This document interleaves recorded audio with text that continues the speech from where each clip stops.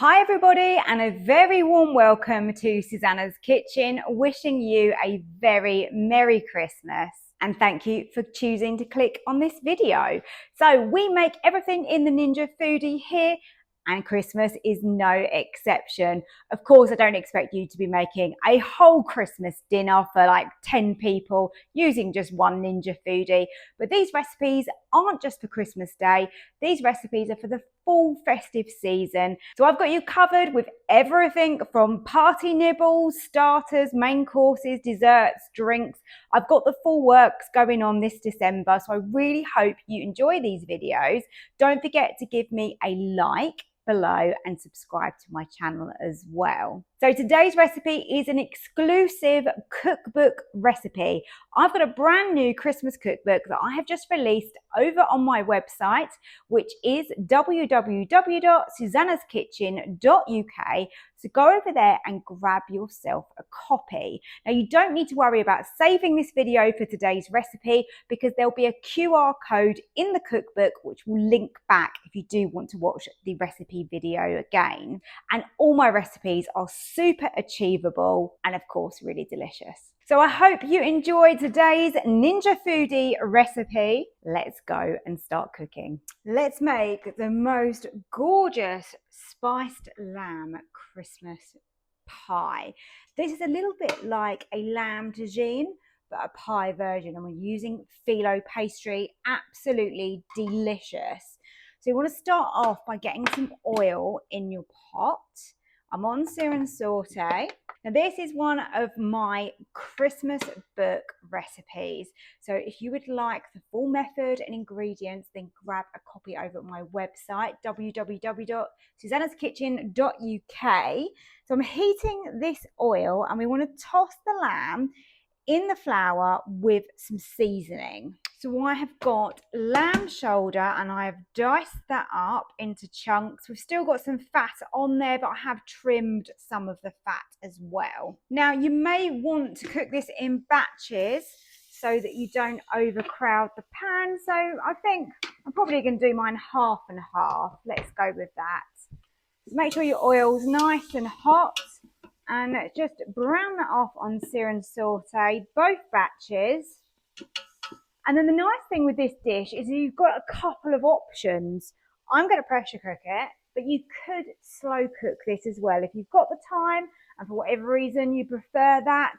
But pressure cooking is just so effective. It's so fast. And at Christmas time, when I've got loads of dishes to make, then putting it under pressure and still getting that really tender lamb is perfect in my opinion. Now this recipe is a great one. Of course, you could serve this on Christmas Day if you like this sort of thing on Christmas Day and you don't want a traditional turkey dinner. But this is really nice maybe for New Year's or in between, you know, when we've got friends coming over.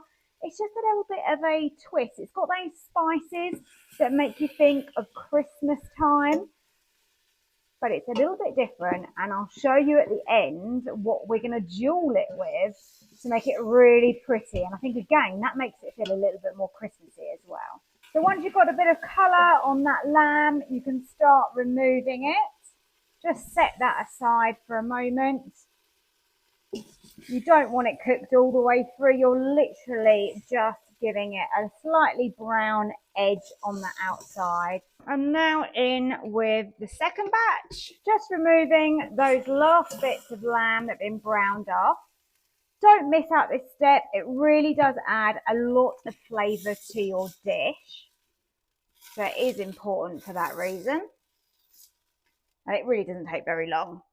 So now I want to put the remaining oil in and go in with my onion. And then to my onion, I'm going to be adding some garlic. Onion is softening well, so we can now add in our spices.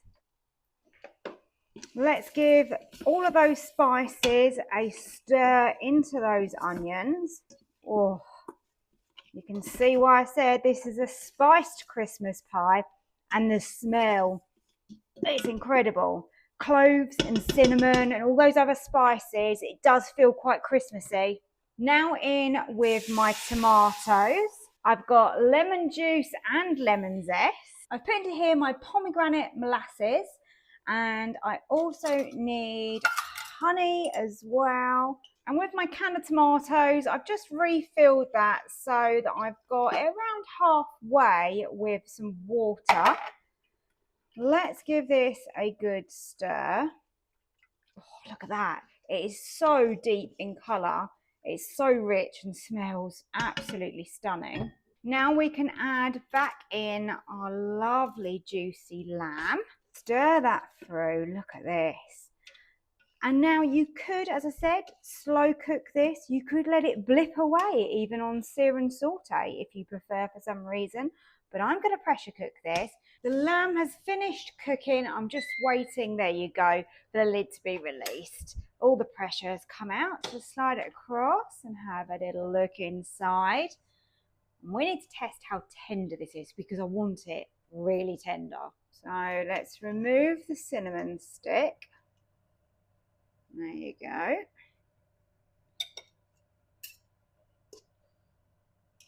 Let's take out a piece of lamb.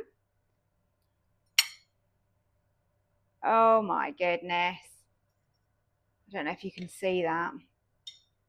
Look how beautifully tender that lamb is. That is falling apart, and that's exactly as we want it. My goodness, pressure cooking is just so brilliant. So I'm going to be creating a pie out of this, as you know. So what I want to do is take my meat and then put it straight into my dish here. Now, obviously we're going to want some of this sauce, but we don't want it to be too runny. So what I like to do is remove the meat because that is cooked absolutely beautifully and really doesn't need any more cooking. Oh, the smell of this is just stunning. And then what we can do is we can put the rest of the sauce onto sear and saute and just thicken that up a little bit. So my spiced lamb Christmas pie has cooled, and look at that. Oh, it just smells so beautiful. And now we want to top it with our filo pastry.